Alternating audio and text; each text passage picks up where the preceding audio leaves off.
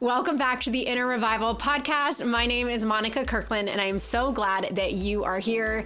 Today, I have a very special but a little bit of a different conversation. As I recently mentioned, I wanted to begin inviting on some guests who are more in the fiction writing space and just kind of get to hear their creative journey and hear about their stories, because I believe that God moves in both nonfiction and fiction, and I personally feel called to both. And so I'm so excited to begin inviting on some authors. We obviously have had so many amazing Christian authors and podcasters on this show, but I am so excited to begin welcoming this year some fiction writers. So today we're going to be kind of weaving together storytelling, creativity, and inner renewal with award-winning author Becca Kinzer. Her novels are known for heart, humor, and hope. She is the author of Dear Henry, Love Edith, which won the 2024 Carol Award for debut novel, and she is joining us today to talk about her upcoming fourth novel, Not What We Pictured. Her book is set just outside of Nashville, and it's a story that explores career detours, family dynamics, second chances, and the unexpected ways that love meets us in seasons that don't always unfold how we plan. And beyond the new book, we also talk a little bit about creativity and what it looks like to trust God in new seasons and to show up in our faith and in our lives when things feel unfinished or uncertain. So whether you're listening today and you are just an avid reader, you're a writer, you're a creative, or you're a mom, or you're just someone who's navigating a hard season that doesn't look like what you pictured, I know this conversation is going to bless you, inspire you, and meet you right where you are. So let's dive into it. Welcome to the Inner Revival podcast, because revival starts with you. As we allow God to heal, restore, transform us, and renew us from the inside out. We say, Lord, have your way in us. Let your kingdom come. Let your will be done in us on earth as it is in heaven.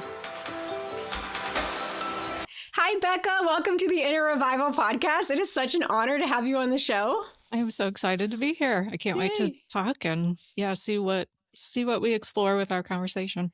Yes. Well, I just want to thank you for being my guinea pig of my first fiction author on the show. Thank you for being the first fiction author we've had the chance to interview.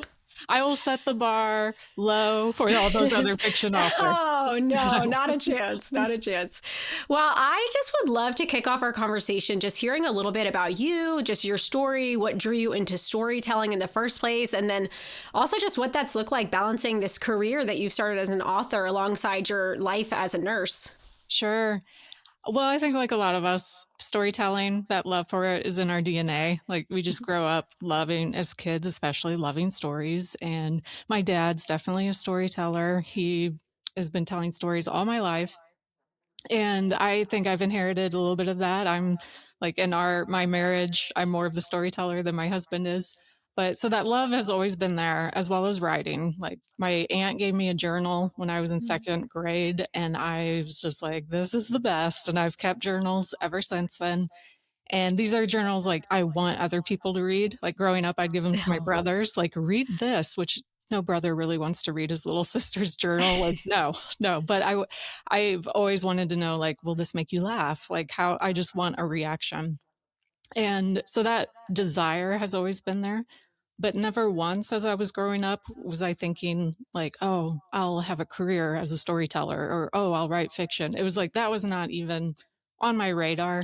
The only thought I had as far as using writing as a job was that, well, I could be a journalist, like I could write for a newspaper or a magazine. And that was what I used to tell people. But then eventually in high school, I was like, you don't even like to read newspapers or magazines. Like that's not how you like to write or express your creativity. So my other desire was nursing, because nobody in my family was in healthcare. So I think I had no clue. Like I was just like the idea of it. I was like, well, I like the show ER, and nurses always seem cool. I mean, it was all basically based off of Hollywood. So I was like, yeah, I can do that. And there was this one old Civil War miniseries. It was called The Blue and the Gray. And truly, I love the nurse because she ends up with the main guy. Like they kiss at the end. And so I'm like, this is the career for me. It looks so Makes romantic. Yeah. And I'm like, and I don't mind blood, needles. What more is there to nursing? So anyway, my parents latched onto that. As soon as I mentioned, like, I might be interested in nursing, they were like, yes, let's pursue that. And so that's what I did. I just never looked back, went down the nursing journey. And the whole time I was writing, like still writing in my journal. And I even had that thought of like, if you go into a career like journalism and you have to write things you don't even really want to write, it may kill your love of writing. And I wanted to protect it. I was like, this is Makes something sense. special to me. So I wanted to, yeah, keep it safe. And so that was from 2004 up to 2016 was just life where, getting my footing as a nurse, starting that career. Eventually I met my husband. We got married, had kids, and around 2016, it was kind of that stage in your life where you're like, all right, now what? Like, I've been Mm, doing the nursing gig for a while. We knew we were done having kids. Like, we had the house. I mean, it was just like, okay, what now? I feel like I'm ready for mm. something else. And I can thank my doctor's office. They called me one afternoon and had left a voicemail, one of those like, "Hey, just give us a call back." But I just had an appointment with them. It was like just the regular checkup. But instantly I'm like, why are they calling me? Why do they want me to call them back? My mind went to instant worst case scenario. I was Oh. like, this is the phone call. Like, I just standing in the kitchen. It was like that life flashes before your eyes because I'm just Mm. like, what are they going to tell me? Like, what did they find? They found something. And the one regret, it was like in my mind, I'm already dead. Like, we're canceling next year's appointment because I won't be alive for it. I Like, am the that's what they're same probably way. telling. Yeah, like, this is the end. And the one regret that just jumped into my mind because I didn't even have time to like think about it was, you're going to die and you never wrote a novel. And it was so bizarre because I mean, of course, I called them back and they're like, no, everything's fine. Like, it was just this random, like, lady, calm down. And, but after I got off the phone, I was like, you didn't even think about your kids. Like, your regret wasn't, I'm not going to see my daughter, walk down the aisle someday. It was about this novel. Like, what is going on here? But it was like God fired the starting pistol of looking back, like he'd been planting seeds, like that desire had been there. It just Yeah. wasn't the time. It was like, we're Mhm. going to cultivate it. And even just keeping that journal all that time is like, in a way, growing some of my skills as a writer and a Yeah. storyteller. But it's like, now is the time. Mm. And so I dove into it and had no clue what I was doing. I mean, but had, I'd read a few books, so how hard could it be, right? You just Yes. tell a story. I had no idea. Mm. So after I wrote, just slammed out this novel, tried to make everybody in my family read it. A few of them did. My mother-in-law was brutally honest, like, you got problems. Like, this is not working. We got to work on Oh. this. Everybody else was like, oh, it's nice. Please don't ask me to read anything else. But I wanted to get better. I was like, well, the Yeah. desire's there. I love this. I want to get better. So I really just dove into learning everything I could about the craft of Mm. writing and got a few more stories under my belt. And then I think the end of 2018 was more of like, okay, what would it look like if I ever did want to get published? Like, how does one Mm. exactly go about that? So started learning more about the publishing side of it and, just kept going just further down the path of like, well, God hasn't put a wall up yet. Like, I'm just going to keep going. We'll just go a little further. And so I started joining more writers groups and, the biggie was entering contests. I was like, I felt like that was my only way to get my foot in the door Mm. because I don't have a platform. When you're a fiction Yeah. writer, I had a little bit of a blog, but it was like, I don't even know what I'm blogging about. I was just Yeah. telling some random nursing stories to be like, here's just something for people to read. Yeah. But I entered contests and then 2019, I had an entry that did really well. And that was what got the attention of my Oh. agent. And it was just kind of like this big year. And then, of course, we went into 2020, which turned out to be not like a Yeah. whole different experience. Yep. But things kind of went on pause that year as far as getting published. But eventually it was 2023 where we had gotten the contract and then my first novel was released. Oh. And yeah, here we are, 2026. We're talking about my fourth one will be coming out in Yes. just a couple months.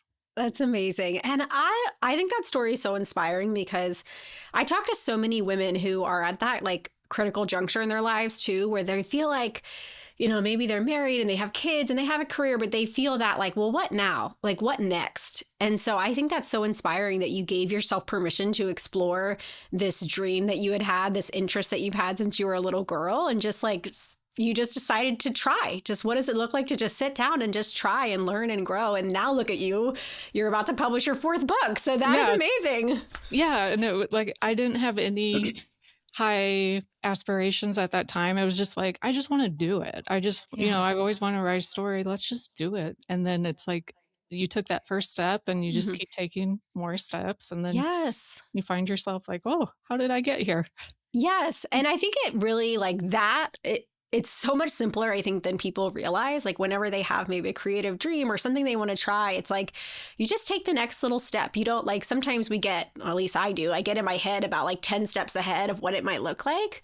But sometimes just start, just take one little step at a time. So I think that is such a good reminder and such an encouragement to me, especially.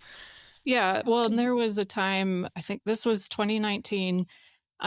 This day stands out to me because it was a day where it's like, okay, I was far enough. I want to get published, but it's like, there's all these things you got to do. Like, you got to have a website, you got to have a newsletter, you got to, all this. And I'm like, at that point, I didn't even have an agent, and I just felt so restless. And I just like, I don't often get on my knees to pray, but occasionally when I'm like, I just felt really convicted. Like, something is going on here. Got on my knees and was like, Lord, like I have this desire. I want to get published, but it's like so far out of my reach. What is one thing? Give me one thing I can do today. And that was when he was like, sign up for the conference. Even though the conference was months away, he was like, sign up now, like get ready. And that conference turned out to be like such a big part of my publishing journey. But yeah, I always remember that, like, what's one little thing? And that was easy. Like I could get on the computer, register, it was like done. It's like, okay, that was the only thing I needed to worry about that day. The rest would come later. So but yes, I love that. I think it's like, do the next right thing and just trust God to open the right door at the right time. It's so good. Okay, I would love to pivot and get to talk now about this book that when does it officially come out? The Not What We Pictured? April 21st. Okay, coming up soon. It's your 4th book. So I would love to just hear a little bit more about this story. Yeah, so I write rom-coms, and I grew up watching a lot of classic movies and some of those screwball comedies. So they're very lighthearted. And they're a little bit zany. I love a good ensemble cast. So there's a lot of side characters in there too. But this story, most of it takes place at a bed and breakfast in Tennessee. And it's 2 characters who kind of meet serendipitously at the beginning, but how their lives intersect. The main character, McKenna, she's just desperately she's kind of at that stage of, I need something more, or I'm ready for the next thing. And she doesn't feel like she can move on to the next thing until her little sister gets engaged. Like, she's always raised her and taken care of her. And so she's just trying to help her have this perfect proposal experience, but things keep going wrong. And she ends up accidentally losing the engagement ring. So that's why she's hunting it down, and how she ends up at this bed and breakfast with this other stranger. But it's just kind of the summer of, how everything can go wrong and yet end up right how it was supposed to. I love that.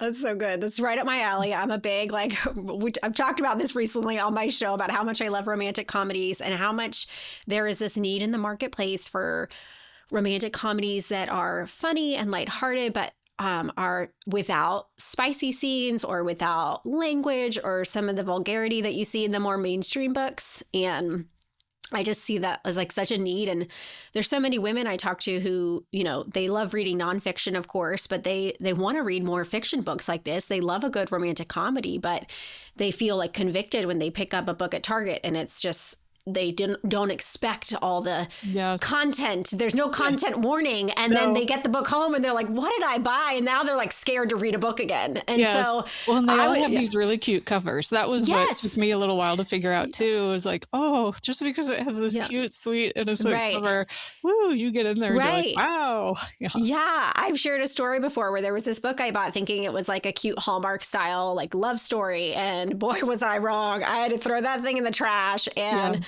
And so I have been on the hunt for authors like you who offer like the romantic comedy that I love to just escape into, but without having to like walk away feeling gross or convicted of reading a book and having to throw it in the trash. So I think this is like such a need that Christian women are wanting books like this. So thank you for Well, like yes, you're feeling welcome, and that. especially I have a daughter who's 13 now, and she wants to start reading, some more Yeah. of these books, and so that has been a pleasant surprise of, like, women at my church who have daughters that are teens, of them saying, like, "Oh, we love your books because we know they're Yay.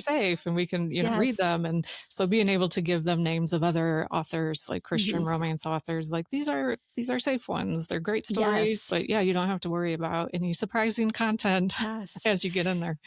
Yeah, so my daughter, so I wrote my romantic comedy last year, and my daughter was one of my beta readers, and I loved that I could actually let her read it because it was clean. Like, and so Yeah. she's like, "Mom, this was so good. Are there any other books like this out there that I can read?" And so that's when I started like, yeah, I bet there are. I need to find authors that are like, I don't have to do extensive research on the book. I know like this author is safe to buy their Yeah. books. So Mhm.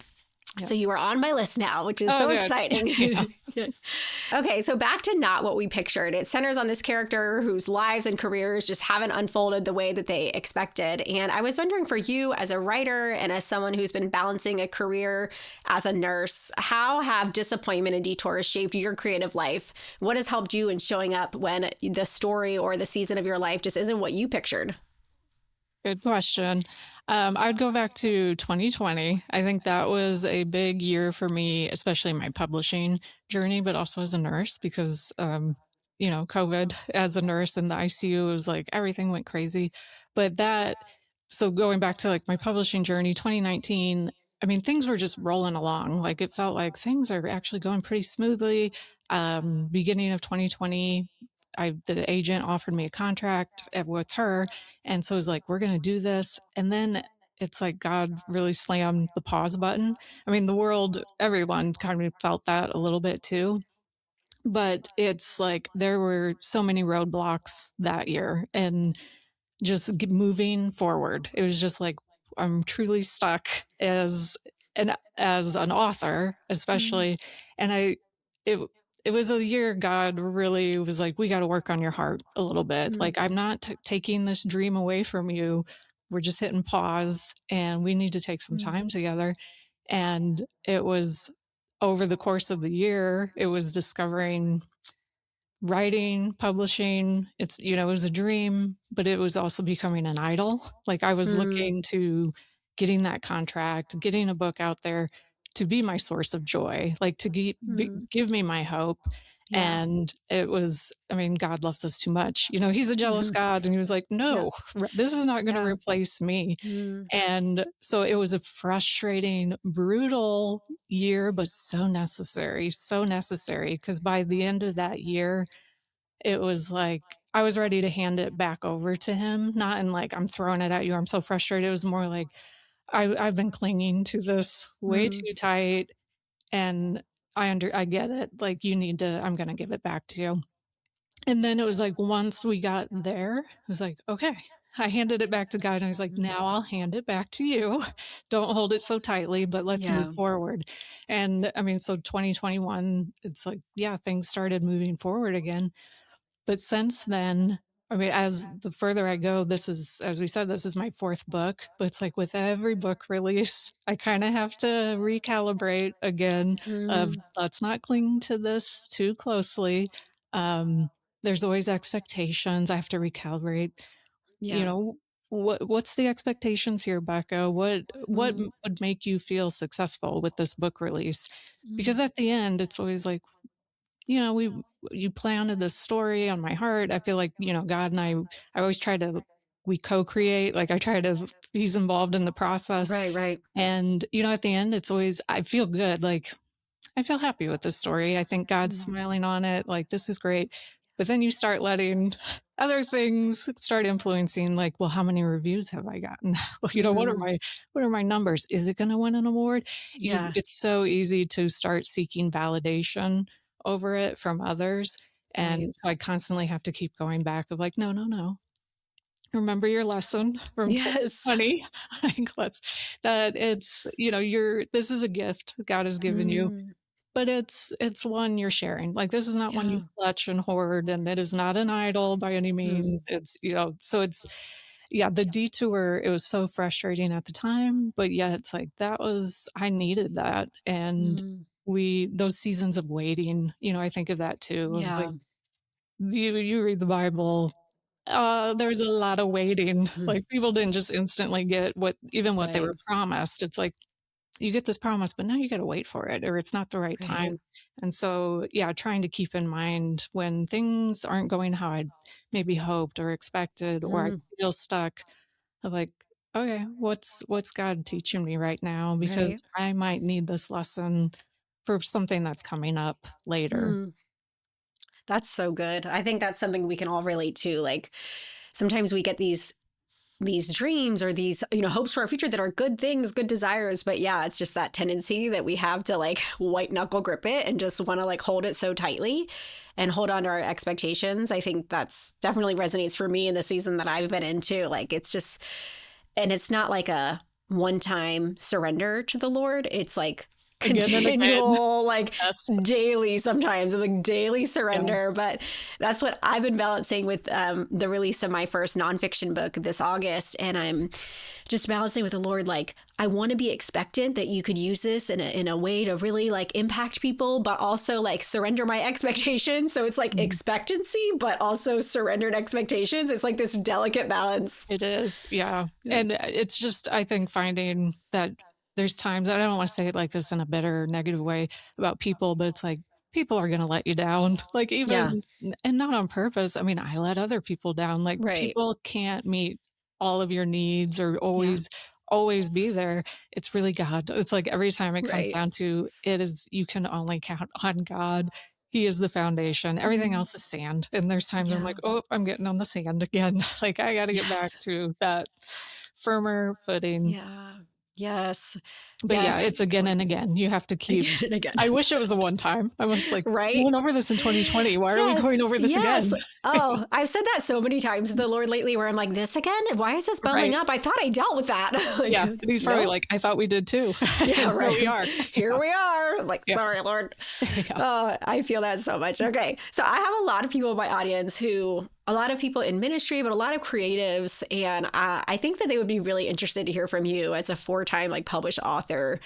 What has helped you when you've experienced like a creative block or just like even creative resistance? Like, is there any like practical tips you have for what that has looked like for you as a writer and as a creative? Sure. I mean, this right now, I think listening to podcasts, reading memoirs, Andrew Peterson's, I just reread his Adorning the Dark again. I have I that. Yes, I had read it before I got published, and then I was like, I think I need to read it again. Mm, And I think just hearing from people who I admire and who you think in your mind they have a secret, like they're so good at what they do, they must oh, have something. And hearing them say how stinking hard it is, like that they yes. struggle too. And there's times they just like go for, hour-long walk just to come up with one line. I think Yes. just hearing that it's a struggle, like for Yeah. everybody, that there's no quick secrets or Mm, anything, that it makes me feel like, okay, I think the lie we are tempted to believe is we're struggling on our own. Like, I mhm. mean, even with my fourth book or the Yeah. one I'm working on now, I'm like, shouldn't it be easier by now? Shouldn't I have Yes. figured things out? I'm like, it Yeah. almost feels harder with every book.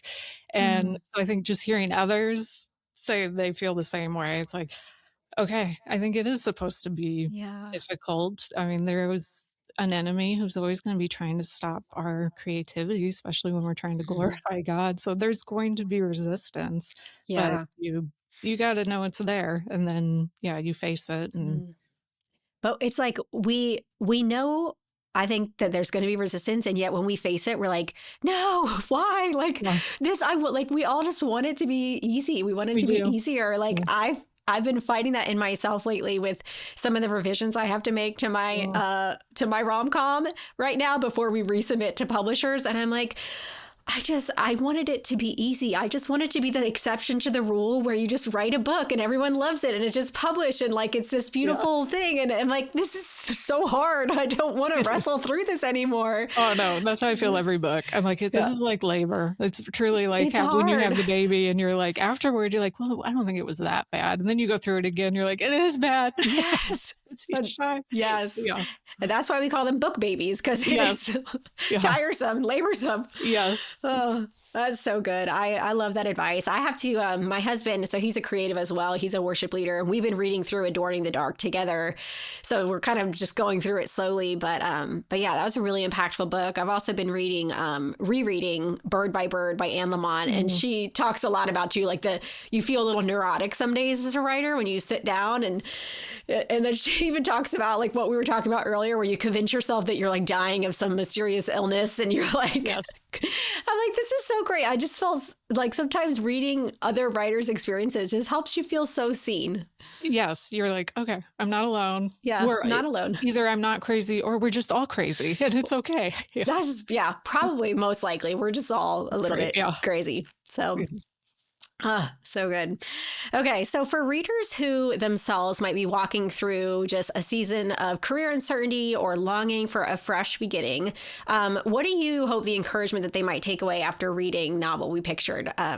Not just about like the fun romance side of it, but just any encouragement about resilience and trusting their own unfolding stories. Well, I think those two words right there are like resilience and trust. I'm just like, I feel like that's right there, almost the answer. But yeah, how to cultivate that. I was listening to a different podcast, and it was kind of geared toward careers. I think so, like a mentor towards women in careers. But she got my attention when she brought up, like, I think there's a problem for women when they've lost their curiosity, or like I know when they go to their job no longer curious about it anymore, because it's just Mm, kind of like, ooh, I kind of felt that one a little bit personal as a nurse, simply because I've just been there over 20 years. It's like all the stuff that was new and fascinating, it's like, it's not quite as new and fascinating. And even as writing, the first book was like so exciting. And then, the next book's like, okay, this is exciting. But eventually you're like, this is just work, eventually. mm, But and so I was a little worried, like, oh no, have I lost my curiosity mm, of these careers? But the more I thought about it, it's like, well, I think our jobs can only serve so much of a purpose in our life, even our writing, but having not losing our curiosity in what God's doing in these situations. It's like I still want to show up. I still, even though some days maybe I'm overwhelmed, so some days I'm bored, but I'm still curious of like how is God using, like we talked about mm. earlier, the different seasons. Yeah. So I think, yeah, resilience, trusting God and just staying curious of like Mm, He's doing something. Eventually, hopefully, I'll see the fruit of it. But yeah, just that mm. awareness of God's using everything. Like then He's Amen. shaping me constantly.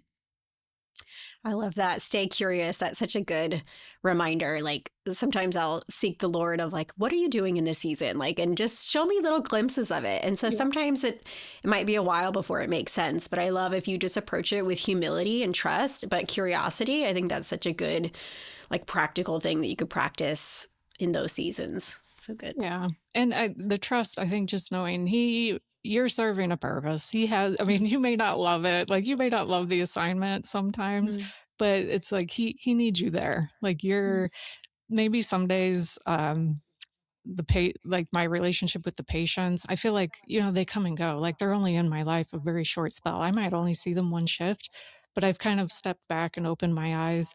mm. But look at your coworkers. Like these Yeah. are people you've been working with, some of them for years.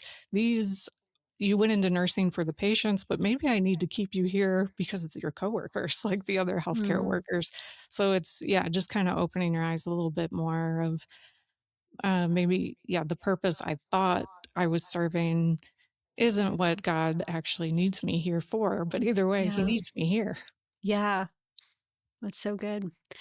Oh, I love this. Thank you so much, Becca. Like, I really enjoyed like learning from you as a writer, but even as just a sister in Christ. And it's just been such an honor to get to talk to you. And I am so excited to get my copy of Not What We Pictured. And is that available for pre-order yet? Yes, should be available wherever you like to order your books. It should be there. Okay, awesome. Well, I will make sure to link that in our show notes. And then where can my listeners stay connected to you? You can find me at my website, beccakinzer.com.